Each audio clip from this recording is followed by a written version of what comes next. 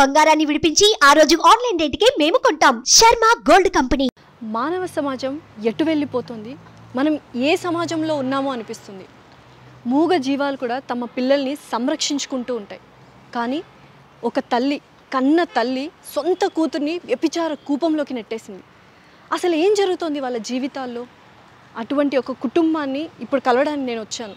అసలు వాళ్ళ పరిస్థితి ఏంటి, వాళ్ళు ఎందుకు ఇలా చేయాల్సి వచ్చిందో అడిగి తెలుసుకుందాం రండి.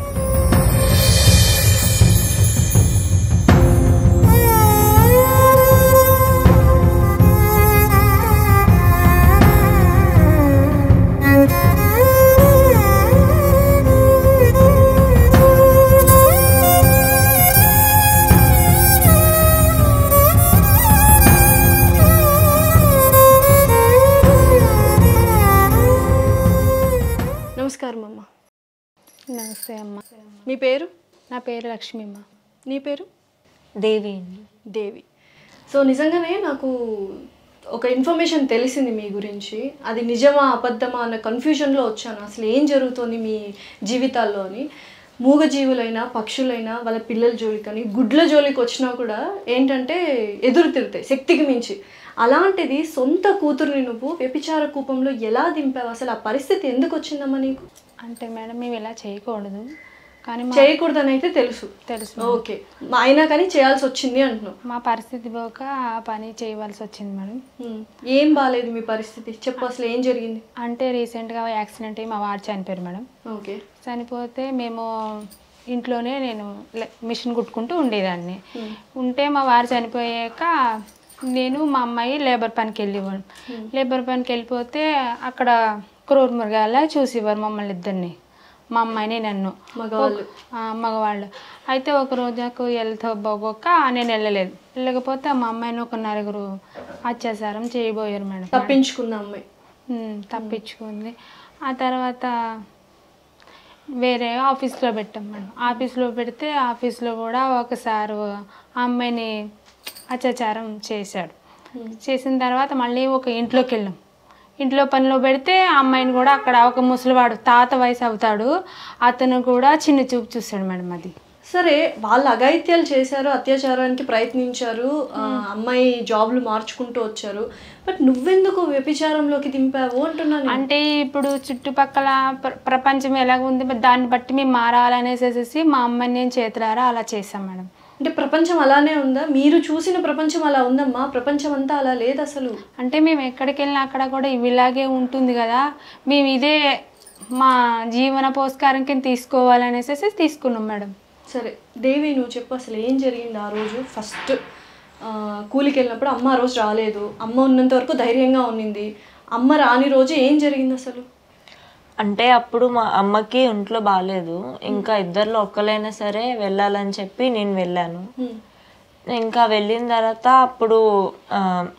అప్పుడు లంచ్ టైం ఉంటుంది కదా, అప్పుడు లంచ్ టైంలోనే ఒక దగ్గర కూర్చొని తింటున్నాము అందరం. అయితే ఇంకా అందరూ కూడా వేరే దగ్గర ఉన్నా, నేను ఒకదాన్ని ఒక దగ్గర ఉన్నా. ఇంకా అక్కడ ఉండే లేబర్ ఇంకా వేరే వాళ్ళు ఉంటారు కదా, వాళ్ళు చాలా డ్రింక్ చేసి ఉన్నారు. ఇంకా ఆడపిల్ల ఒకదే ఉంటే ఇంకెక్కడ సేఫ్టీ ఉంటుంది చెప్పండి. ఇంకా వాళ్ళు మీదకి వచ్చేసరికి చాలా మత్తులో ఉన్నారు వాళ్ళు. ఇంకా ఎంత బతిమలాడినా సరే వాళ్ళు ఎవరు కూడా రాలేదు. ఆ నలుగురు వచ్చారు.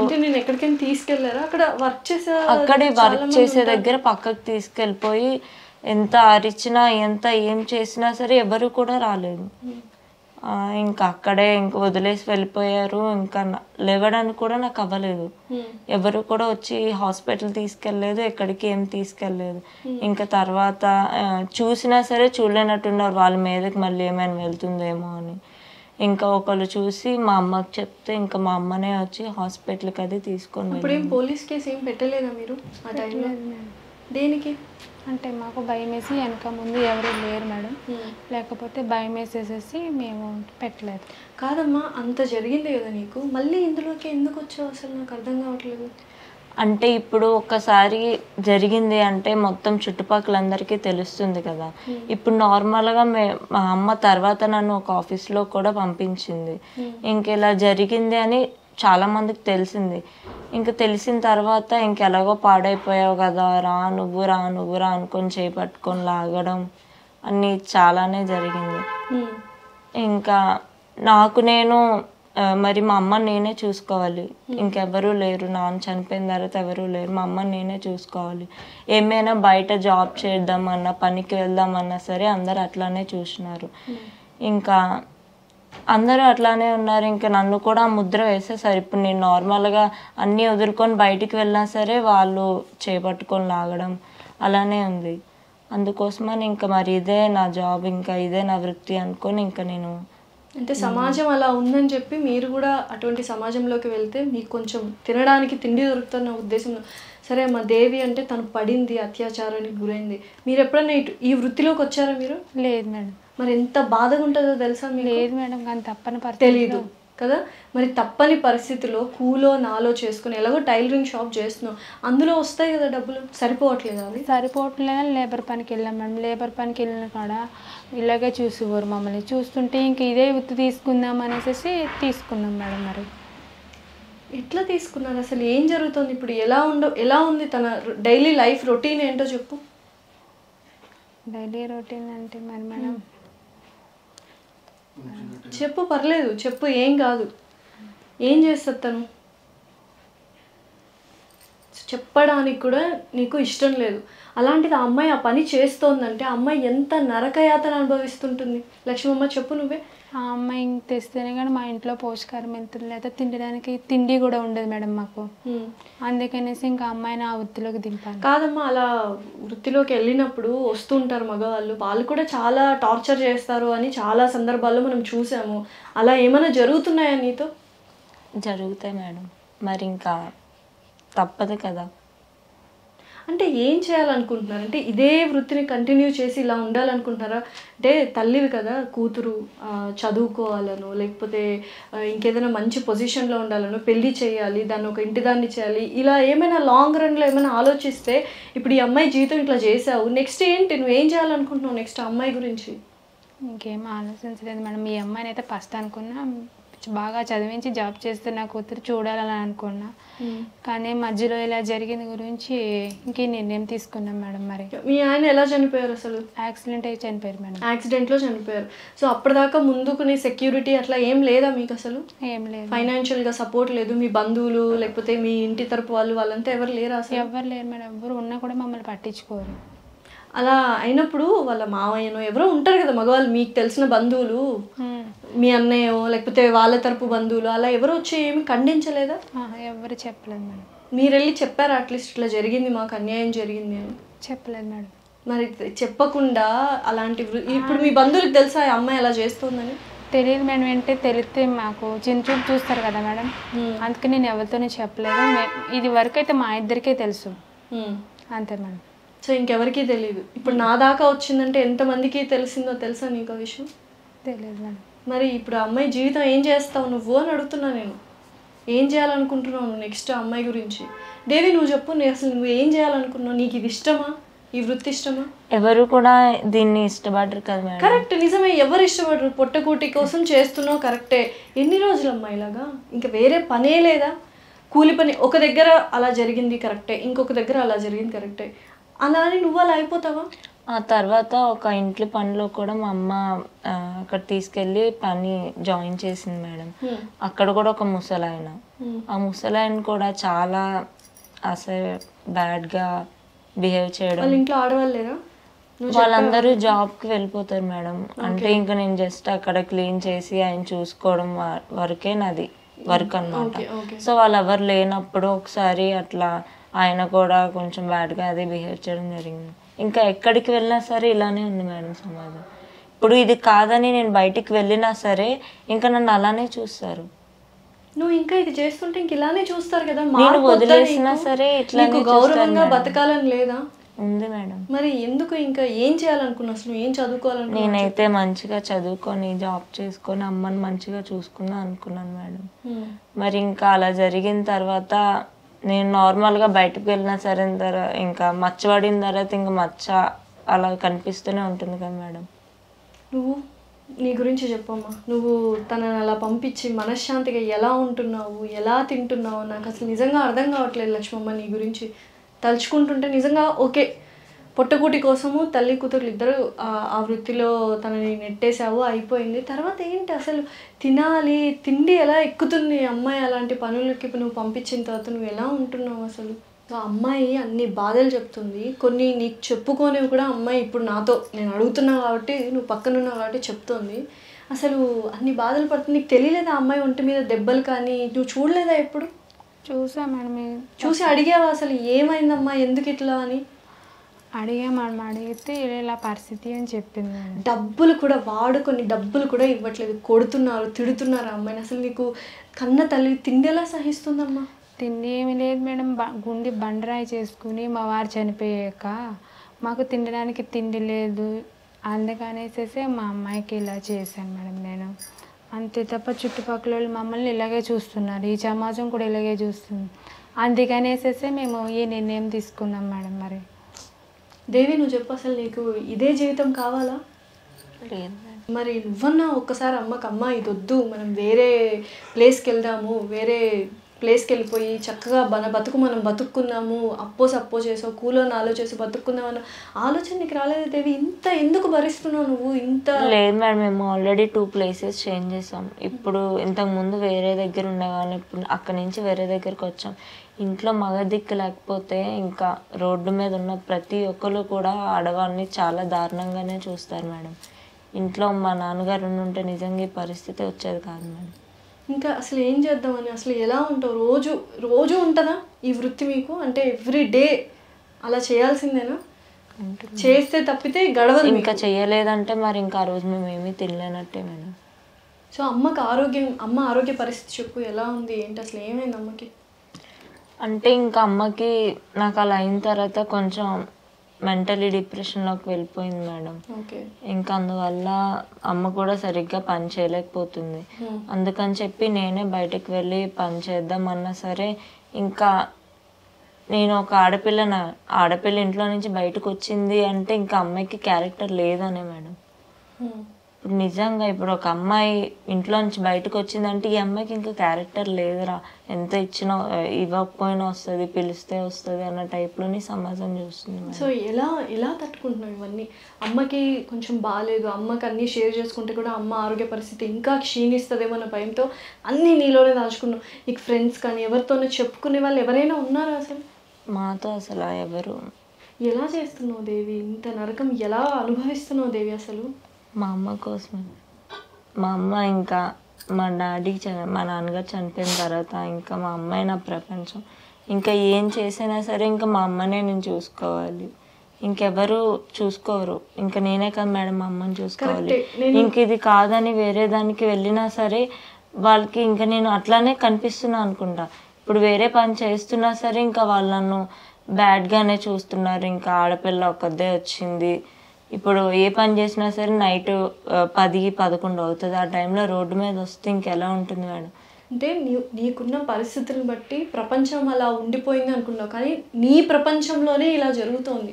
అవును, నువ్వు దాన్ని మార్చాలి, మార్పు నువ్వే తీసుకురావాలి నీ లైఫ్లో, తెలుసా అమ్మ? అర్థమవుతుందా? అసలు నీ కోసమే నువ్వు ఇందాకన్నా అమ్మ కోసమే అంటున్నావు కదా దేవి. అమ్మది సగం జీవితం అయిపోయింది, అమ్మ అన్నీ చూసేసింది, బాల్యం చూసింది, ఇటువంటి బాధలు ఏం చూడలేదు, యవ్వనం చూసింది, పెళ్ళి చూసింది, భర్త ప్రేమ చూసింది, కూతురు మదర్హుడ్ చూసింది, అన్నీ అయిపోయాయి అమ్మకి. అమ్మకి మిగిలిందల్లా నువ్వు సంతోషంగా ఉండాలన్న ఒక కోరిక ఉంది, కానీ తన మెంటల్ పరిస్థితి బాగాలేదు కాబట్టి తనకు తెలియకుండానే నిన్ను అందులోకి లాగేసింది. నీ జీవితం ఏంటి అసలు? నువ్వు ఏం చూసావని? ఏమో మేడం, నాకైతే మా అమ్మని హ్యాపీగా చూసుకోవాలి, మా అమ్మని మంచిగా చూసుకోవాలనే ఇలా చేస్తున్నా మేడం. పిచ్చి తల్లి, అమ్మ బాగానే ఉంటుంది, నీ లైఫ్ వెరీ ఇంపార్టెంట్ దేవి. వేరే పని చేసి మా అమ్మని చూసుకోలేదు కదా మేడం. సరే దేవి, నువ్వు చెప్పు, నువ్వు ఏం చేయాలనుకుంటున్నావు చెప్పు దేవి. అసలు నేను చూసుకుంటాను, ఏం చేస్తావు? చదువుకుంటావా? ఈ ప్లేస్ వద్దు, అసలు తెలియని చోటుకి వెళ్ళి గౌరవంగా బతకాలని ఉందా లేదా నీకు దేవి? అసలు నాకు డబ్బులు వద్దు, ఏమొద్దు మేడం. మా అమ్మ హెల్త్ మంచిగా ఉండి మా అమ్మని చూసుకుంటే చాలు. ఇంకెక్కడికి వెళ్ళా నా కాల్ మీద నుంచి మా అమ్మని చూసుకుంటా మేడం. మా అమ్మ హెల్త్ మంచిగా ఉంటే చాలు.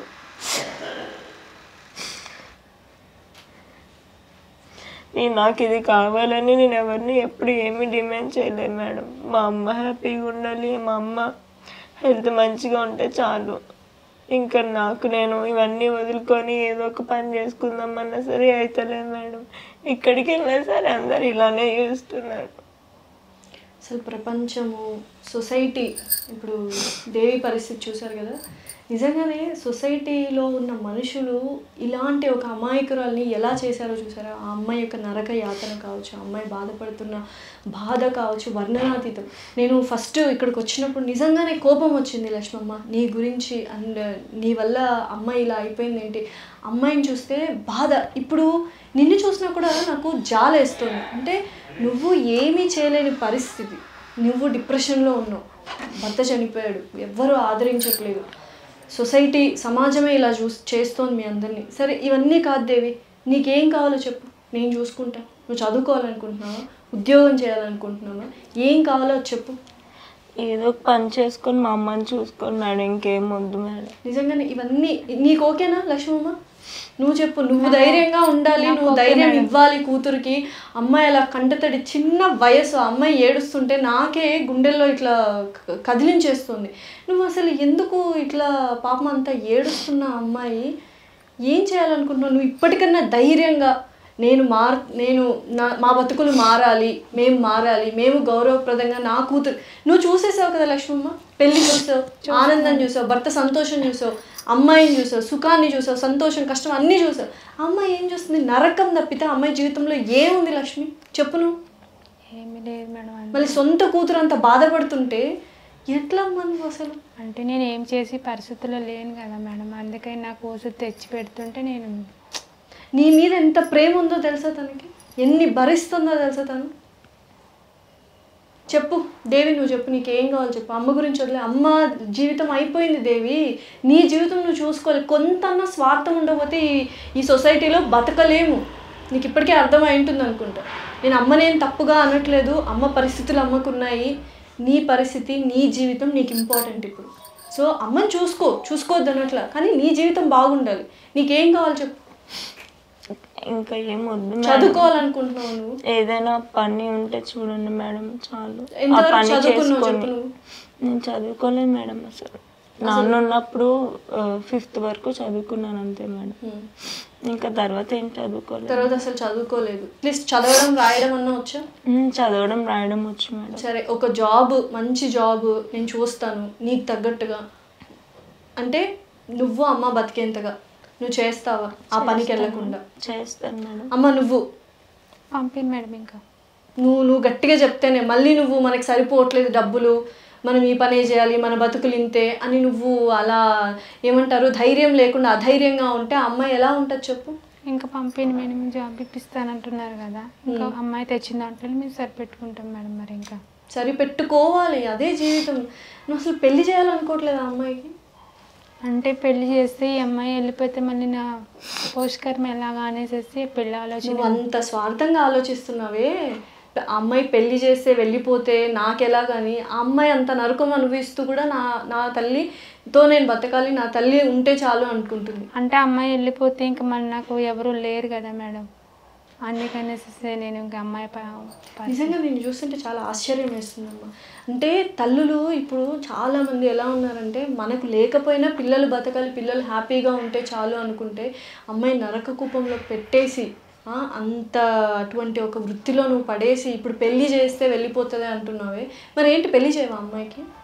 సరే, నువ్వు ఉన్న నాళ్ళు అమ్మాయి ఉంటుంది, ఆ అమ్మాయి నిన్ను చూసుకుంటుంది, నువ్వు పోయిన తర్వాత ఆ అమ్మాయి గత ఏంటి? ఆ అమ్మాయి కూతురుందా ఆ అమ్మాయిని చూసుకోవడానికి? లేరు మేడం. మరి ఆ అమ్మాయి బతికేంటి అని అడుగుతున్నా నేను. మేడం మా అమ్మకి ఇంకా ఏం అడగండి మేడం, మెంటలీ హెల్త్ మంచిగా లేదు మేడం, ఇంకా ఏం అనకండి. సరే, నేను ఒక మంచి జాబ్ చూస్తాను, నువ్వు నాకు ధైర్యం ఇవ్వాలి, భరోసా ఇవ్వాలి. నేను చేయను మేడం అటువంటి పని, అక్కడికి వెళ్ళను మేడం, అసలు అలాంటి పనులే చేయను మేడం. నాకు తెలుసు నీకు ఇష్టం లేదు, నువ్వు ఎంత నరకం అనుభవించావో నాకు తెలుసు. అమ్మ ఒకవేళ అలా అంటే నువ్వు మళ్ళీ వెళ్ళే ఛాన్సులు ఉన్నాయా లేదా నాకు ఇప్పుడే చెప్పు. లేదు మేడం, ఏమైనా ఒక మంచి పని దొరికితే ఇంకా అందులోనే నేను మొత్తం మా అమ్మని చూసుకుంటాను మేడం. ఇంకేం ఇందులోకి రాను మేడం. కొత్త జీవితం స్టార్ట్ చేయండి, కొత్త జాబ్ నేను చూస్తాను. జాబ్ చేస్తూ ఎవరన్నా ఏదన్నా మాట్లాడితే నీ గురించి ఫస్ట్ కొట్టేసేయమ్మా, తర్వాత మాట్లాడు. ఎందుకు తెలుసా? అలానే ఉండాలి. నీ బాధలు నీ జీవితం నీకే తెలుసు, పక్కోళ్ళకి తెలియదు కదా. వాళ్ళు అలా చూస్తున్నారని నువ్వు అలా అయిపోతున్నావు, అది కూడా తప్పే కదా. వాళ్ళు ఎంత చూసినా నువ్వు ధైర్యంగా నిజాయితీగా బతికితే ఎంత హ్యాపీగా ఉంటుంది తెలుసా లైఫ్. ఇవేం వద్దు, ఇంకా చక్కగా జాబ్ చేసుకో. నిన్ను అర్థం చేసుకునేవాడు, నీకు నచ్చినవాడు వస్తాడు జీవితంలో, రాకపోయినా నష్టం లేదు. గౌరవప్రదంగా బతికేది నేర్చుకో, సరేనా? నేను ఇప్పిస్తాను, నువ్వు చెప్పమ్మా ధైర్యంగా. చేపిస్తాను మేడం, జాబ్ చేపిస్తాను. షూరా? Sure madam. అమ్మని కూడా నువ్వు బాగా చూసుకోవాలి. అమ్మకి నువ్వు అలా ఉండడం వల్ల అమ్మ నిజంగానే మెంటల్లీ ఇదైపోయింది. నాన్న చనిపోయినప్పుడు కాదు, నిన్న అందులో పంపించిన తర్వాత తను అలా అయిపోయిందని నేను అనుకుంటున్నాను. అమ్మ మైండ్ కూడా సరిగ్గా లేదు, నాకు అర్థమవుతుంది. నువ్వే చూసుకోవాలి అమ్మని ధైర్యంగా, ఓకేనా? Thank you. Thank you. So చూసారు కదండి లక్ష్మి గారి బాధ. అండ్ అలాగే దేవి, చిన్న వయసు ఆ అమ్మాయిది, ఇంతటి నరకాన్ని అనుభవిస్తుంది. ఆ అమ్మాయికి ఇటువంటి పరిస్థితి రావడానికి కారణం ఎవరో తెలుసా? సమాజం, అంటే మీరు, నేను, మనమందరం. సో ఈ వీడియో కేవలం వాళ్ళ బాధల్ని చెప్పడానికి మాత్రమే కాదు, ఇటువంటి వాళ్ళు చాలామంది మన సమాజంలో నలిగిపోతున్నారు.